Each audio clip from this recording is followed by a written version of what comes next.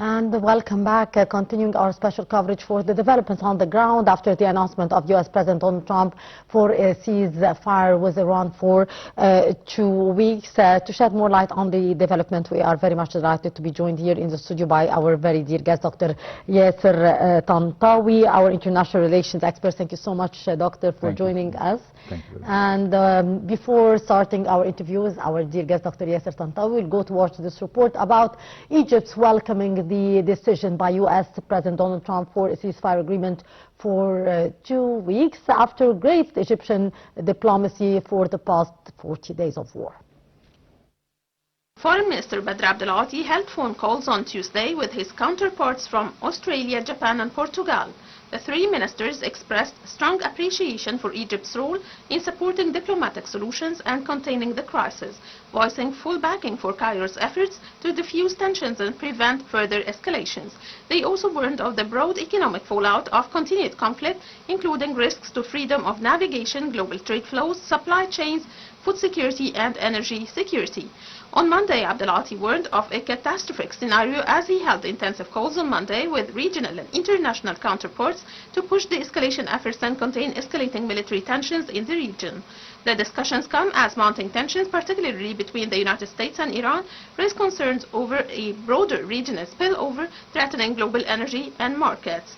Abdelati spoke with Iraqi Foreign Minister, Pakistani Deputy Minister and Foreign Minister Ishaq Dar, U.S. Middle East Envoy Steve Witkoff and UN Secretary General's Personal Envoy for the Middle East, John Arnold, as part of Egypt's ongoing diplomatic outreach. The talks focused on assessing rapidly evolving developments and ongoing efforts to reach understanding between Washington and Tehran.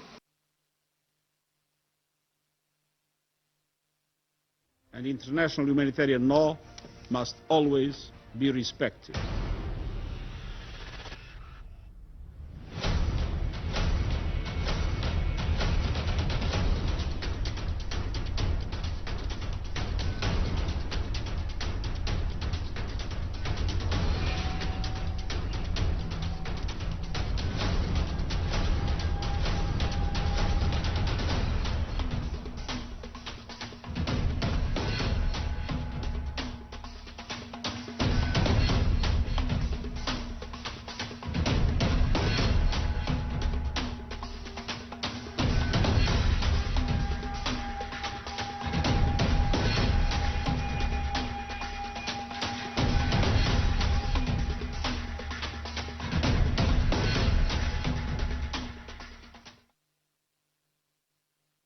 Welcome back, Dr.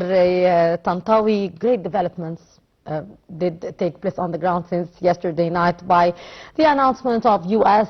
President Donald Trump for a ceasefire agreement with Iran that would last for 2 weeks and the complete opening of the Strait of Hormuz.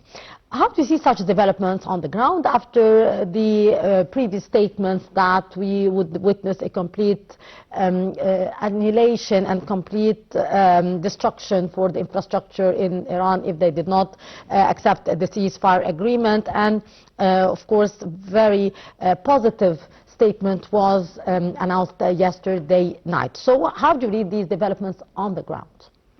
I think we need to understand that there was a huge effort in the background. It started with the negotiation that was hosted by Pakistan and a joining effort between Egypt, Turkey, Pakistan, of course, in addition to Saudi Arabia, to certain circumstances.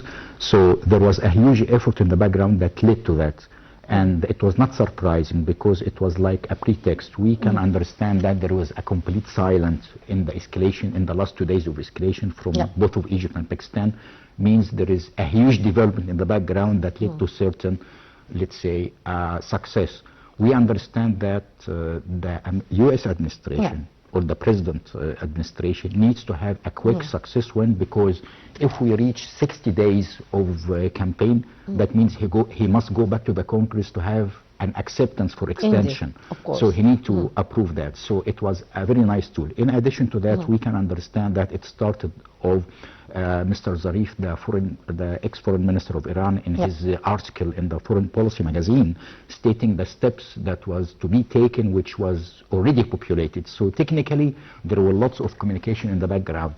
The role of both of Pakistan and Egypt was a key cornerstone in how to develop let's say, the schema of the peace or peace trade deal, actually, we can say that. To reach stability in the region, because there is no way to move forward, and the point is all parties, which meant by Iran, Israel and US, knew that there is no way to have military success because all parties are losing. Of course. So it was a common conclusion for that. The US already, what we saw in their trial to rescue the US pilot who was rescued cost 150 million. So for them that was a threat point, because that means there are lots of things under threat and they cannot sustain more than that. In addition to that, the US consumed lots of ammunition. I believe long-range cruise missiles, which is Tomahawk and so on, they consumed more than 500 out of them, while the entire production of the US is 50. So there are lots of problems. In addition to the stress that applied in the US administration, because not of oil, the oil is not the key issue. The key issue was the fertilizers, aluminum and helium. We are speaking about 30%, not 20%, 30% of world requirements for helium gas is done by Saudi Arabia, Qatar and so on, which is controlling the entire electronics industries. Fertilizers, you are speaking about India, US, Singapore consume 62% of the chemical fertilizers coming from GCC countries. So technically, it's becoming economic deal. We need to have stabilization because there is no way out. So this is a showstopper. So war stopped because of that, supported by the abnormal effort done by both of Egypt and Pakistan to convince people, regardless of being Turkey and KCA as observers a little bit, not acting members, but the effort was abnormal, and we can see that, especially once we found that Dr. Badr Abdulati start having other missions and other, let's say, meetings aside, like in Morocco and so on, that means everything is already in place. Yes, indeed, great efforts that we are hailing for the Egyptian diplomacy and by the Egyptian administration, and of course by Foreign Minister Badr Abdulati, in order to stop the war and the crisis in the region. Also, we have seen his trip to Pakistan before, of course, the start of the negotiations for the end of the war. That, of course, was sponsored by both Pakistan and Egypt, as you have kindly mentioned. And, of course, we have seen the Foreign Ministry issuing a statement, of course, welcoming the ceasefire agreement by the United States and Iran. So how do you evaluate this diplomacy and Egypt's pivotal role in order to restore the stability in the region, sir? Egypt is not, we can say, Egypt is not a key country, but we call it a key maker. They make the keys itself. So technically, because of that strength in values, in the background and so on, we need to remember that the power is supported by also not political power, but by the military power and the armed forces power. So both are moving together. That's why we can understand that the mobilization of Egypt in the political dimension, it's also in parallel presented by the armed forces presence about the strength, values and so on. So the political arm, let's say, which is supposed to be an army by itself, this is a type of armed forces by itself, did a wonderful job in the last few days, not few days, few weeks actually, since day one. And actually, to be clear, before war even, because there are lots of signs indicating that it will happen somewhere, especially from Israel, and so it was a fact that it will happen. So they started that before that. And even the meetings with Dr. Badr Abdulati was preceded by lots of side meetings between all members. The effort was done through communicating with all parties engaged, especially Egypt is a cornerstone in the politics because it's the only country that has stable relations with all parties engaged. We cannot say good relations like with Israel and Iran, but at least stable relations. We are communicating, we are not friends, but we are not enemies. So it's very complicated structure, which fortunately needs acceptance, because that means Egypt is not having you can say, personal benefit out of that. Yeah, indeed. With all respect, engaging Turkey in the same position of Egypt will not work because it has special benefits that we'd like to gain, like for the Kurdistan and so on. So practically, Egypt's role was a key maker. So they make the key, even I think, to certain signs, which was read very simply in lots of discussions before in the media even, that Egypt was dictating the context that should be stated in certain times. Yeah. And it just happened like that. So everything was, we can say, properly analyzed, properly digested. And as we say, it's like cooking. Egypt is like very nice slow cooking. Yes. Not like the fast food schema of US and Yes. and Israel, and of course slow cooking when, of course, as usual. Yes, indeed. Doctor, of course, we have been hearing about the return of negotiations between the United States and Iran after the announcement of the ceasefire and the proposal by Iran, the 10 points proposal that the U.S. President said that it's workable so far and that would be negotiated. From your point of view, what are the main important points that the U.S. and Iran would be discussing regarding this proposal, and to what extent that would lead to a complete hold and continue ceasefire between both sides? First of all, what they agreed as a decision was a political decision. Indeed. The most important was the sequence of action that will be proceeding. Technically, all points they are discussing, it was already agreed, because simply both of them will not pay for it. So somebody else will pay for it. So they spoke about sanctions, removing of sanctions, but nobody mentioned what will happen to the current Iranian assets back in the West. It will not be returned back, but mostly it will be done through a senior Marshall project that will be sponsored by US and funded by Arab countries to recover from damage that happened in the region. Number one. Number two, there is a very nice carrot from business perspective, which the American administration looked from the beginning, that the US companies will hold all renewal, innovation, restructuring, re-civilized areas for the entire region. And in addition to that, the home strength, which was the case, even it was open before, so nobody understands why you negotiate something which was already open. Now it will be against fees. And the fees will be coordinated and paid to both of Oman and Iran at the same time. And of course, Oman means there will be a private company that will be responsible for the collection, and the private company will be mostly joint ventured with UK and US. So it's a big business. So the proper presentation is it was a very nice business proposal. It is not a political proposal. Yes, but what about the Iranian nuclear file, of course, which was the start of the concern? Are we going to witness here demand from the United States that Iran would give back or give its enriched uranium to the IAEA, or there would be more surveillance from the IAEA, or how that file would be tackled? We need to differentiate between uranium enrichment and capability to have nuclear bomb. Yes, and that was because always nuclear the bomb issue here. Will need also, in addition to have a nuclear bomb, something to fly with it, like missile, like plane, and so on. Yes. So this is a complete different technologies. So any nuclear expert, from my understanding from the West is having confirmation long time ago that Iran could have nuclear capabilities, but not power, starting after 2032. Yeah. So, and there is a possibility to have 2036 a nuclear power already. And all of that is illusions, because Iran is doing that to have apply more pressure to be a threat point where is the vague and vain issue could be in place. They are using the same scenario that India used. They are cloning the Indian scenario in how to use nuclear weapon. It will take a long time, but they can do it. Until now, we can understand that, and we can see, with all respect, the Iranian missiles was not properly, let's say, targeting the positions correctly, so we can imagine what will happen with the nuclear warheads. Of course. So it was a big political pressure, and we understand that not before 32 or 36, 20 to 36, to have such that if that happened.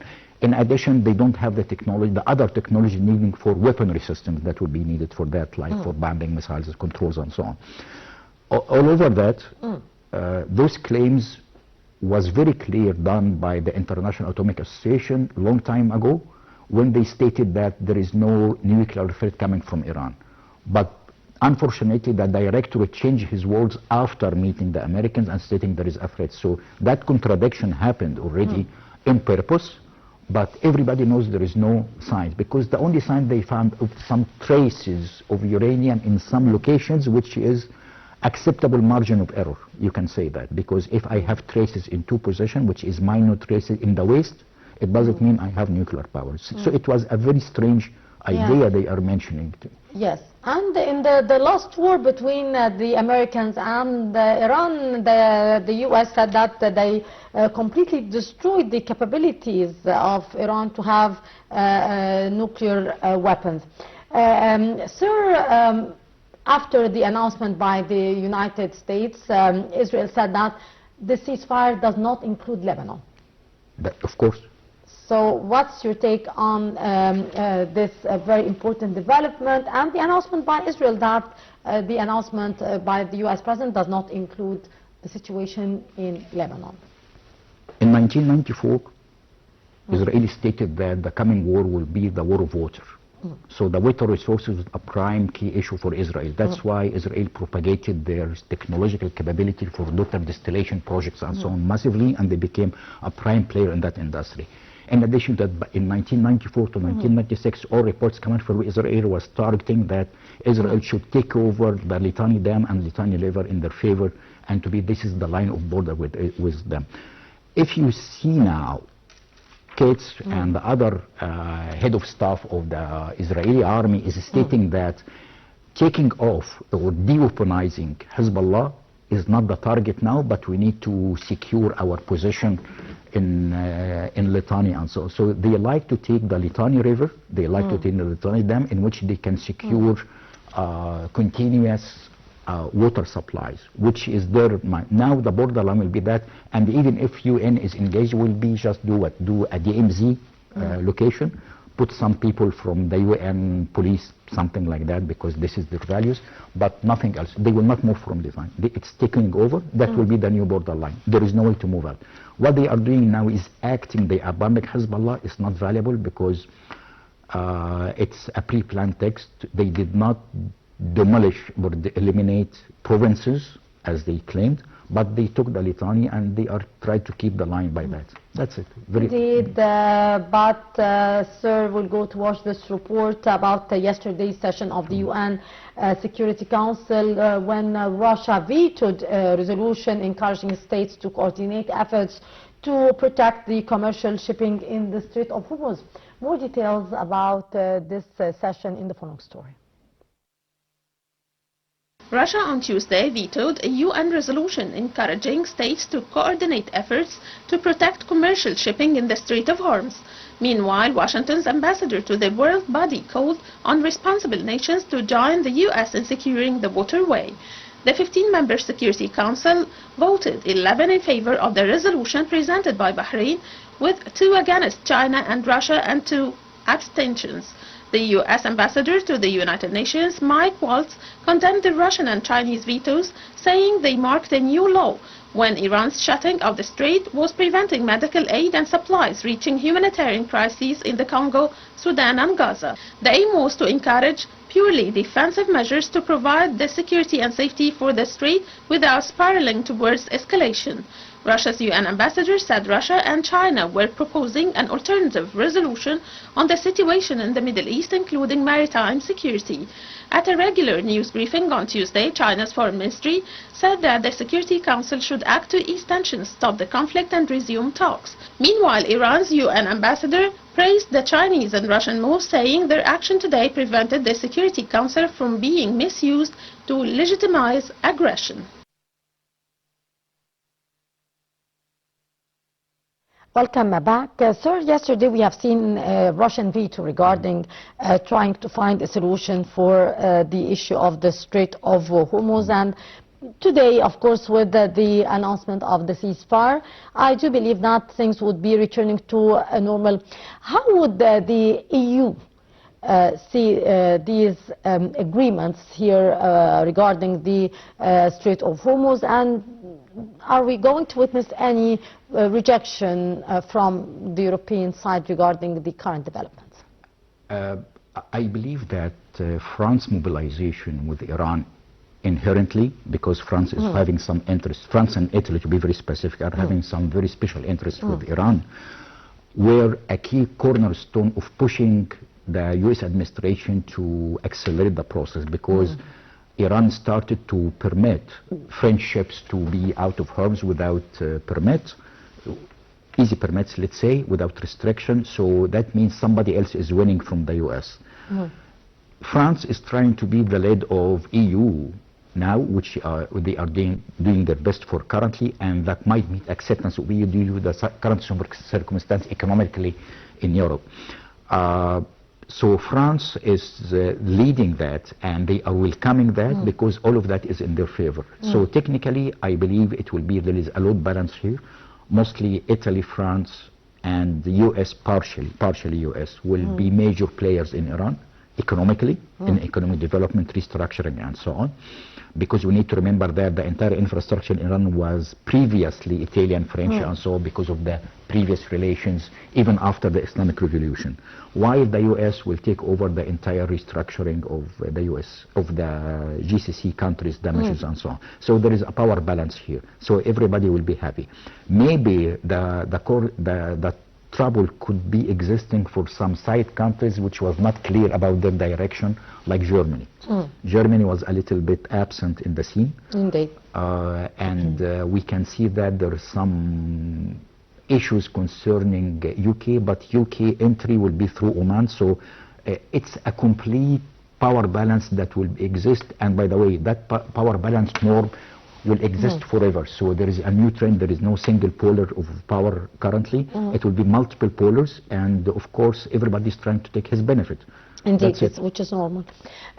Sir, very important players in the region, which we do not hear a lot from, but we did see yesterday the Russian veto. Of course, it's the Russians and the Chinese. Yes. So how do you see here the role of China and Russia in the coming phase, while we have started a 15-day ceasefire between Israel, the United States, and Iran?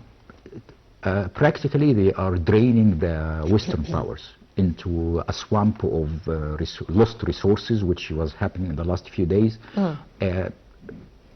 Both of China, Russia is typical like Egypt and India and Pakistan. It's Eastern countries by the end, Eastern culture.